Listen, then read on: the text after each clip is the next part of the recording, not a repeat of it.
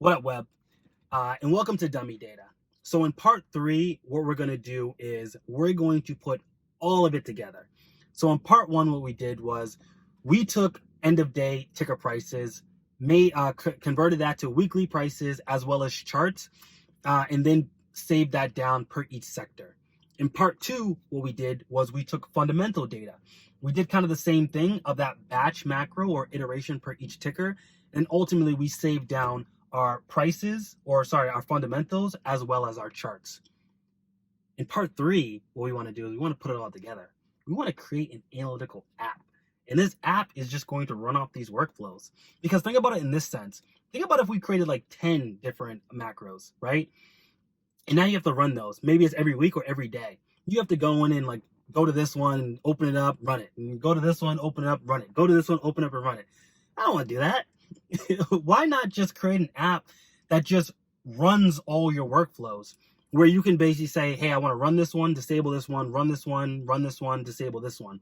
So that's what we're going to build. We're basically going to build an app that just kicks off our workflows. So then each week we can just open it up, run the workflow, close it, and then move on. And again, start to think about that next process of the analytical journey of analyzing the data instead of actually operationally pulling the data down.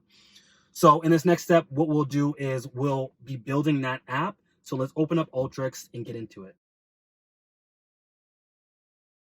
So the first thing I'm going to do is I'm going to go to the interface tools and I'm going to bring down a radio button. And I'm going to just assign this radio button to be end of day. So all this is going to do is just going to be the portion for end of day. And I'm going to do the same thing for fundamentals. This radio button is just going to be for fundamentals. Think of these like the headers. This is the end of day header. This is the fundamental header.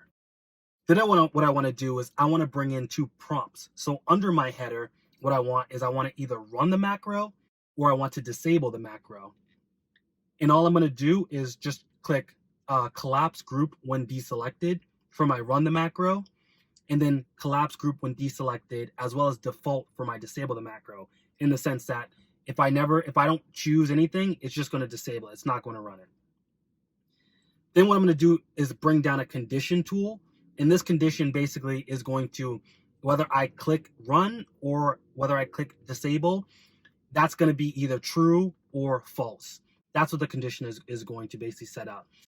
And what I'm going to do is I'm basically going to create the condition true for enable.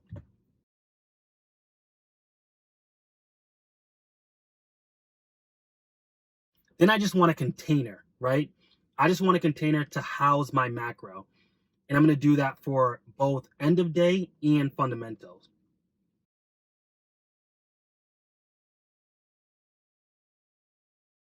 And now it's basically getting into how the analytical app works. And basically what we've done so far is we've kind of built the structure of the app. We have a header that's just end of day. We have 2 prompts, whether that's run or disable. And then we have a condition. Did I pick run or did I pick disable? Then we have a container, and that's where it's going to house our app. That's basically going to kick off and run both of these processes. But ultimately, the way that it works is you need an action. And that's where these action tools come into the picture, because those basically either create the action of disabling the container if we click disable, or not disabling it and just running the workflow if we click run. So what I'm going to do is I'm going to bring in an action tool, and basically I'm going to set it up to say enable/disable container from condition. And with the run, I just want to enable the container. And then with the disable, I just want to disable the container.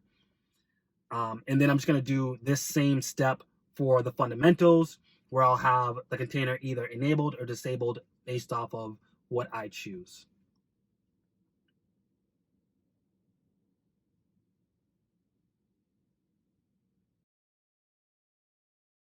So now all I need to do is paste in my end of day macro, which we created in part 1, paste in my fundamental macro, which we created in part 2, and then just clean it up so that I know which is which. So the cool thing about Alteryx is you can kind of test the app before you actually kind of build it. And what I can see here is that I kind of have everything I need, right? If I open up this app, basically what I have is I have the header of end of day. I have the header of fundamentals. Then I have either run disable, run disable. And this is cool because you can see that there are radio buttons. You can click into each one of them, et cetera, et cetera, et cetera. So all I want to do is I just want to clean this up and make it kind of more structured. So I'm just going to pull the run and disable radio buttons to my end of day. And you can kind of see that in the workflow, these are highlighted. So I know which ones I'm pulling into which, and I know that I'm pulling the right ones into fundamental end of day. And I also want to do the same thing with the fundamentals header, pulling those run and disables under that header.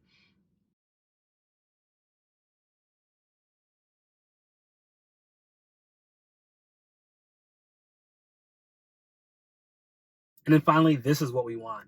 So basically now I have an app that I can just open up and just click run macro, finish, and what will happen is it'll run my end of day macro or it'll run my fundamental macro.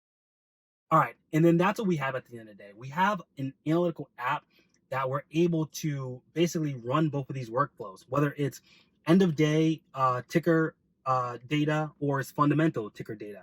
We can use this app or this kind of control, this control panel to either run or disable both of these macros. And at the end of the week, instead of going in and open up each workflow, because imagine if we had like 50 of these macros, you'd have to go in and open up each workflow, run it, run it, run it. What if you forget one? This is where we can kind of go and just, run, disable every week. And I think the cool part about it is the fact that now you're just getting this data in. At the end of every week, you run it, you get this data in. And even like daily, I think you can just run it and you can get what it's up to this date, but you get this data in. And now you can kind of be the person that is forming your own thoughts and opinions off of the information instead of going to this news outlet or this application or this site to get someone else's opinion.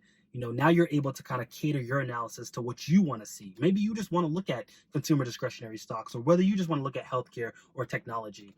But now you can start to form that analysis of some of these tickers, and you can start to be the person that caters the analysis to what you to ultimately what you want to see. And I think that's really kind of the cool part about it is you're just receiving a data lake. You're just receiving information. We've standardized the process of like doing the work, right? You don't have to go in and like copy paste, do all this. No, you just run it, and now you have the data as of this week. So it's like, to me, it's like, what is it telling you? What is it showing you? What do you want to do with this? Where do you go from here? And really, I'm telling you, literally the sky is the limit. You can do anything. And hopefully that has gotten your mind kind of working and ready to ramp up and go. But I really do then think that this is the most important part, because just operationalizing the part of getting the data is the most important part. Now that you have the data, it's it's up to you. So that's what we have. Hopefully you've learned some in part 1. Hopefully you refined that in part 2, and hopefully you ate that cake and there was a cherry on top in part 3. And all of this together combined is just going to give you some ticker data supplied by Quando or whatever site that you can kind of get that data in and kind of automate the process of the data. So that's all we got for today. And until next time, let's get it.